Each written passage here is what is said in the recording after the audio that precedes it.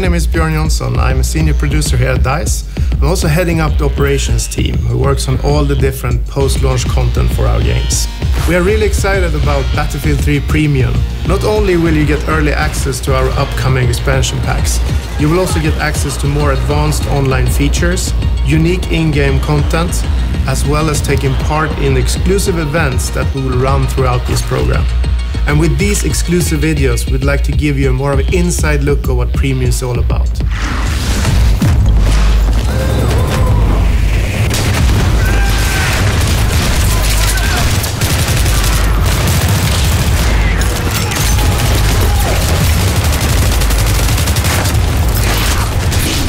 I'm Niklas Vigreus. I'm the lead designer for the DICE operations team, and I'm currently in charge of designing the X-Packs for Battlefield 3.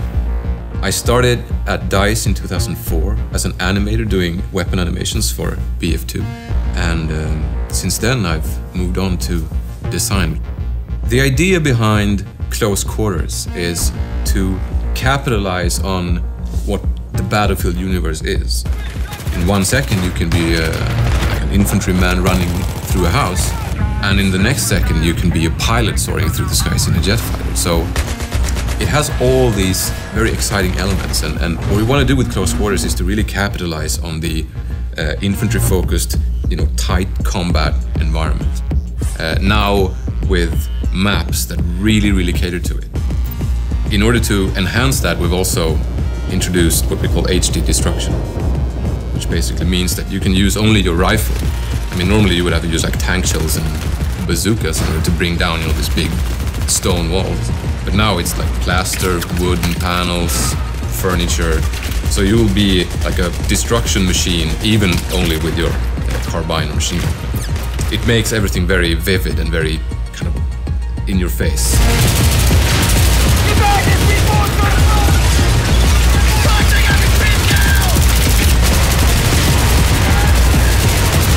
In Battlefield 3 Close Quarters, you get 4 new maps, all focused on the indoor battlefield and the close quarters experience. You also get 10 new assignments, which will allow you to unlock 10 new weapons. And finally, you get 2 new game modes, Conquest Domination and Gunmaster.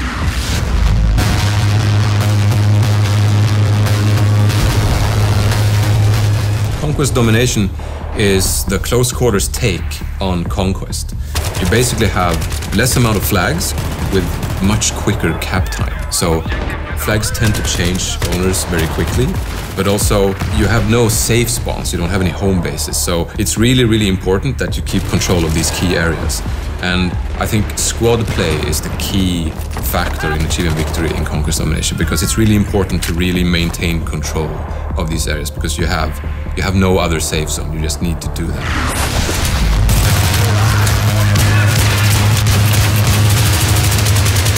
And then we have Gunmaster, which is a really action-packed jump in and play mode, which is actually a race, where you start out with a pistol. And then as you get kills with that pistol, you advance to the next tier of weapons.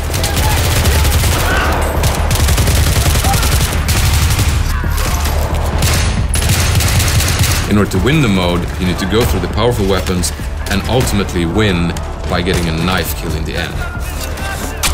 If you do that before everyone else, you win the race, you win the mode, and it's all smiling faces.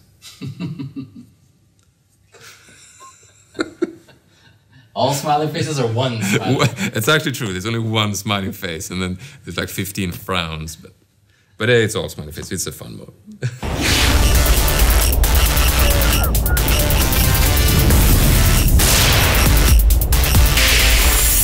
Zebra Tower is our smallest and most action-packed map. It's essentially a skybar on top of a skyscraper. It's based around the classic and horseshoe-shaped design that many Battlefield players know from Wake Island, but now in this condensed form, you can use that middle space to really flank the enemy, which is really exciting, especially since you have the 2-floor setup as well, so you can actually use the staircases to come up behind people who are guarding like the top floor. And we have some good sniping spots there. For example, you can have a good defensive position on top of the swimming pool area. That's a pro tip right there. It also has a lot of corridors and rooms with very thin walls. So what you can do is open up flanking routes by just actually shooting big holes in the walls. So you really need to find your spots if you're trying to play defensively. And if you're on the offense, you need to move very quickly because it's a small map, it's a lot of circulation, and a lot of action, so movement is key.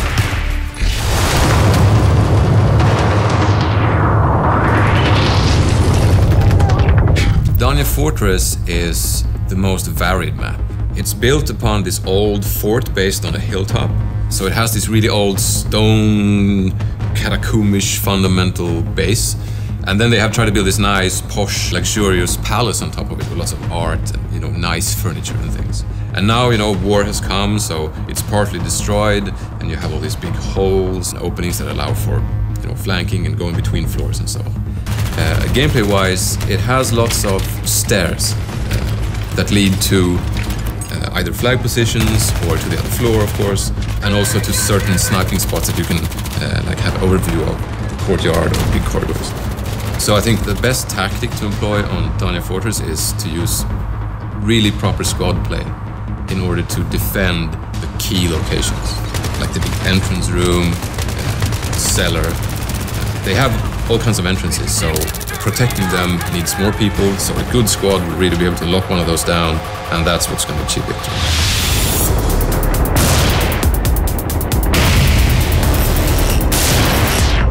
Operation 9 to 5 is our biggest and most destructible map, I would say.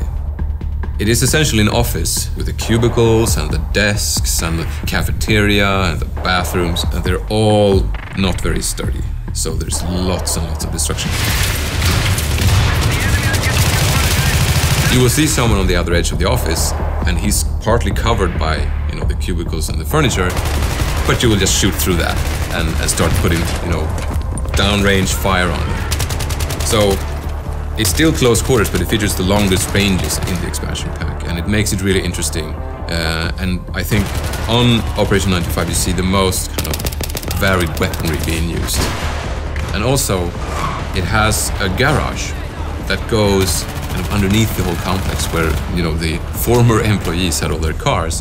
So you can use the garage as a traveling hub, if you will. You can go up that fire escape or through that staircase and end up on the other side of the map. So you really need to mind those extra exits when you play Operation 9 to 5.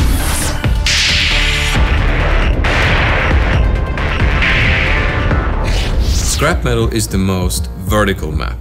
It is an old factory. Parts of it actually so old that it's not being used anymore.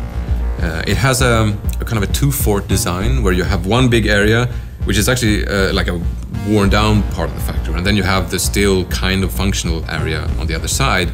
And the thing is, those two sides are connected only through pretty narrow passages. So keeping those under control is really, really key.